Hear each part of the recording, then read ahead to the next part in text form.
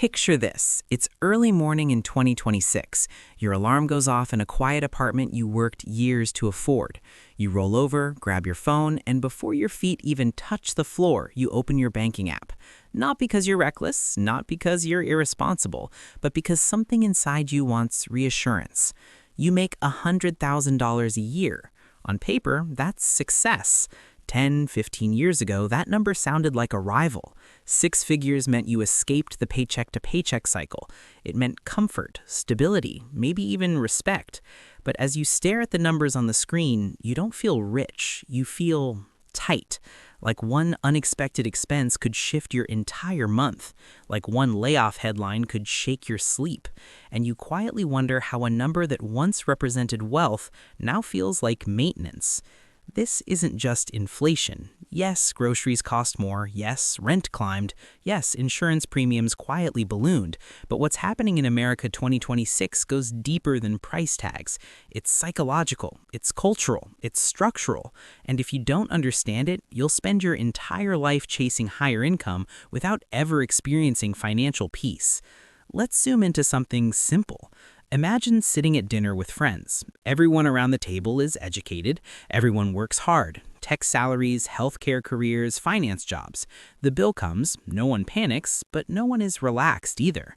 There's this silent mental math happening. Mortgage, childcare, car payment, student loans, retirement contributions that never feel big enough. Nobody says it out loud, but the air carries tension. These are six-figure earners who still hesitate before ordering dessert. Why? Because modern wealth is fragile. Human beings don't measure wealth by income. We measure it by safety, by how protected we feel from uncertainty. In 2026, uncertainty is everywhere. Jobs are less stable than they were a decade ago. Entire industries can shift because of automation or AI in a matter of months. Layoffs trend on social media like weather updates. So even if your paycheck is strong, your sense of permanence is weak. And without permanence, income doesn't translate into calm. It translates into temporary relief. You're not asking, am I rich? You're asking, how long does this last? That subtle difference changes everything. Then there's housing. Housing used to be the symbol of stability. Now it feels like a long-term obligation contract. A mortgage isn't just a payment, it's a psychological anchor. 30 years of fixed responsibility, property taxes that rise, maintenance that never ends, insurance that creeps upward quietly. Rent isn't much better. In many cities, 30 to 40% of income disappears before the month even begins. When your largest expense is that heavy, $100,000 doesn't feel abundant. It feels allocated, pre-spent, spoken for. And when most of your income is already committed before you even earn it, your brain doesn't register wealth, it registers pressure. But here's the part most people ignore. Lifestyle inflation is silent. It doesn't feel reckless, it feels deserved. When you made $40,000, you cooked at home, drove an older car, and shared subscriptions. When you hit $70,000, you upgraded small things. Better apartment, better phone, maybe a nicer car because you worked hard.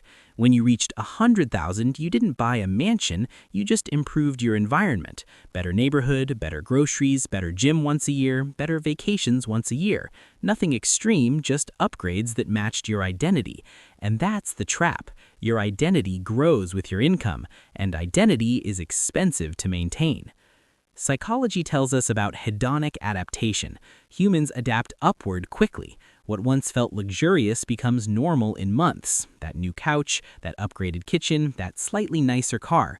They stop feeling like achievements and start feeling like baseline expectations. So your lifestyle expands, but your emotional satisfaction resets. You earn more, but you don't feel more.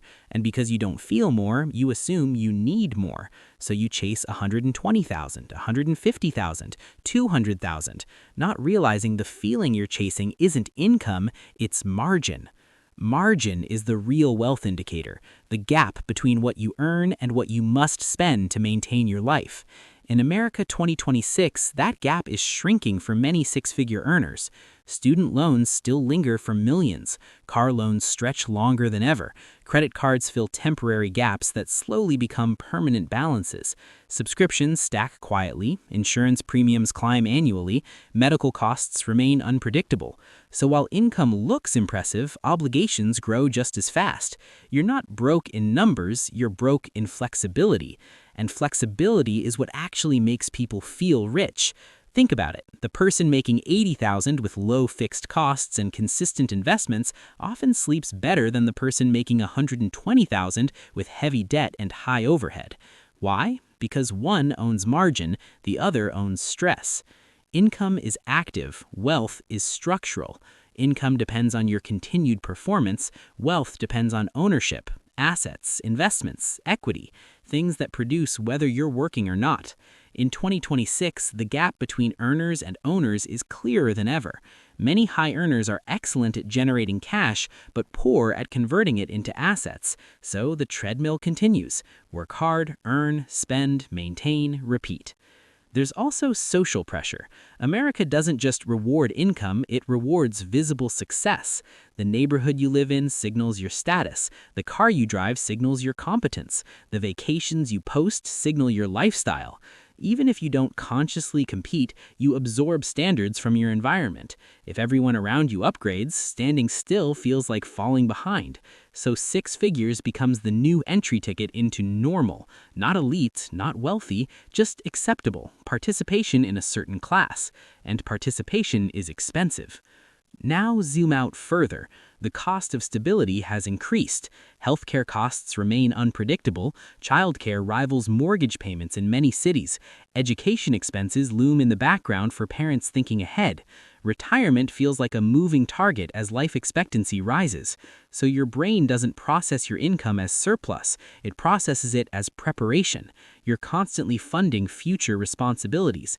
And when your mind is always projecting forward, it never rests in the present. That's why $100,000 can feel like survival money rather than success money. But here's the deeper realization. Maybe the promise was flawed from the beginning. We were told six figures equals freedom.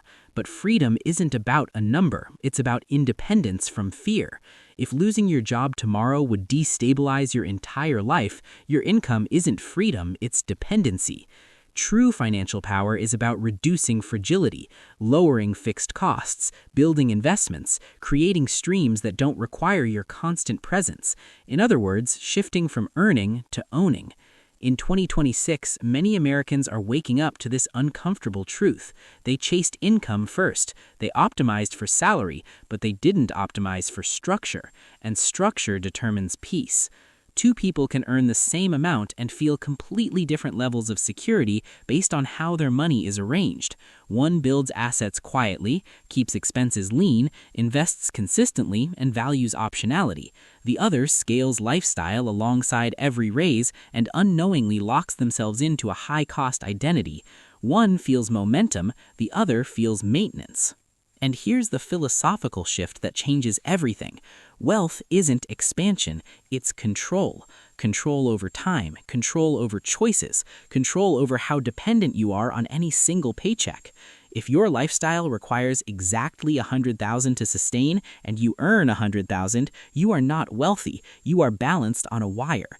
If your lifestyle requires $60,000 and you earn $100,000, you have space, and space feels rich. So when people say 100,000 feels broke, what they really mean is this: it no longer guarantees margin, it no longer guarantees security, it no longer guarantees upward mobility without discipline.